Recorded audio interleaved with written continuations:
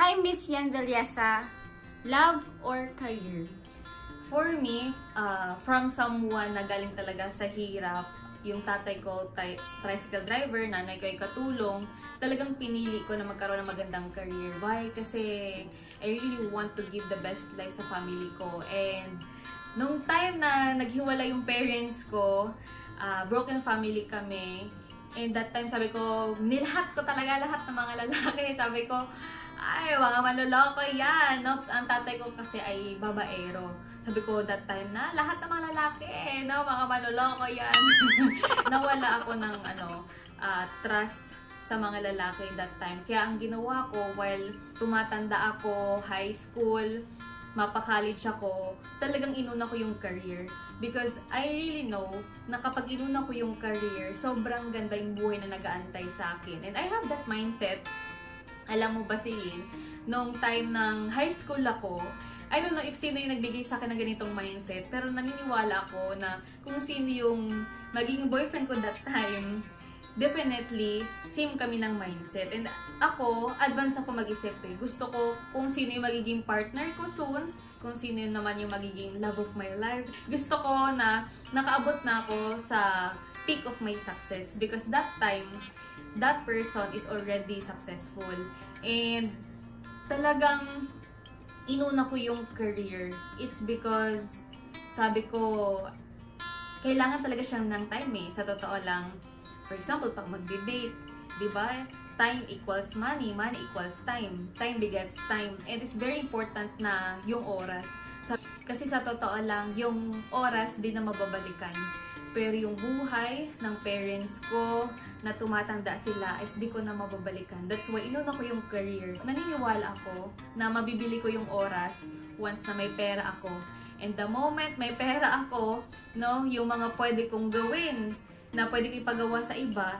Like for example, pag maglalaba, no, imbis na ako yung maglalaba, pinapalaba ko sa iba para at least na nakabila ko ng oras niya. Ito, magbabayad na lang ako sa kanya. It's like ganon. Second thing is finances. Naniniwala ako na the moment na meron tayong loved one, of course, di ba, hindi lang tayo yung didepende sa kanya. And I'm someone na very independent. Sabi nga nila, SIW o SIW, Strong Independent Woman. And sabi ko nga, before, akala ko para ko yung maman, kailangan ko mag-asawa ng afam. Kasi yun talaga yung parang naging perspective ko noon.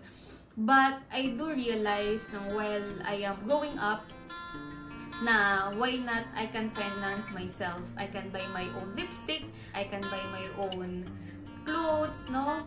Talagang masustain ko yung sarili ko. Sabi ko, the moment na punong-punong-puno na ako before ako makakapagbigay sa iba. The third one is for me to grow. Kasi, yes, pwede rin naman mag-grow as someone na may partner. Pero iba din yung growth as someone na, alam mo yon, we are growing to skills na realize ko sa sarili ko. Dati sobrang mahiyain ko. At yung kung sino lang talaga yung friends ko, siya lang talaga yung kakaibiganin ko. Kung hindi ka matalina, girl, hindi talaga kita kakaibiganin. So, ganun ako sobrang nilagay ko yung sarili ko sa box. And when I became an entrepreneur, since kailangan kong mag-grow when it comes to communication skills, social skills, na-amaze ako sa sarili ko. Sabi ko, ay, pwede palang magbago yung dating mahiyain. From someone na makapalang muka, sa finances, I'm really building myself.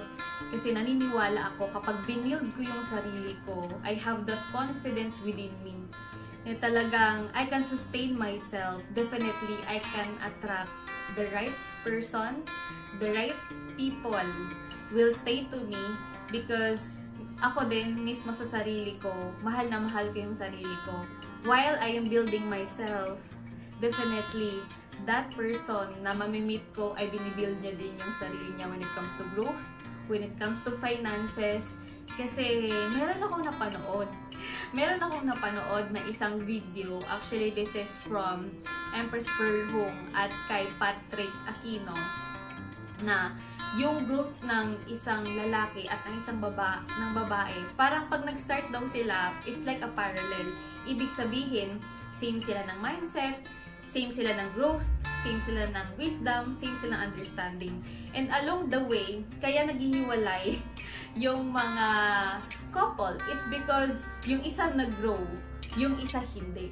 So sabi ko, kailangan ko munang unahin yung sarili ko. Kapag ready na ako sa finances, okay na ako financially, okay na ako emotionally, okay na ako spiritually, definitely, yung taong mamamagnet ko, ganun din yung kanyang magiging mindset. Ganun din yung qualities na meron siya. The right person will choose me because we have the same goals, we have the same dreams, and we are aligned with that kind of abundance kasi siya mismo na-build niya yung sarili niya. And kaya sinabi nila, fly. First love yourself. And the moment na mahal ko yung sarili ko, the more na mahal natin yung sarili natin, ay mamamagnet natin yung tamang tao in the right time. Kaya kung ako sa'yo, single ka, ay, choose to be single muna while you are building yourself. Kasi yun talaga yung muna yung inuna ko. Kasi the more na, mas masarap mag-express ng love, lalo na pag may pera. Mas masarap na magbigay ng time kapag marami na tayong time. Kasi of course, we are already leveraging. The right ones will choose you, the right people will stay. Kaya it will match the same energy. Kaya ang message ko sa lahat ng mga single na katulad ko, for me, i-build mo muna yung sarili mo, girl. Kasi mas maganda na punong-puno na tayo.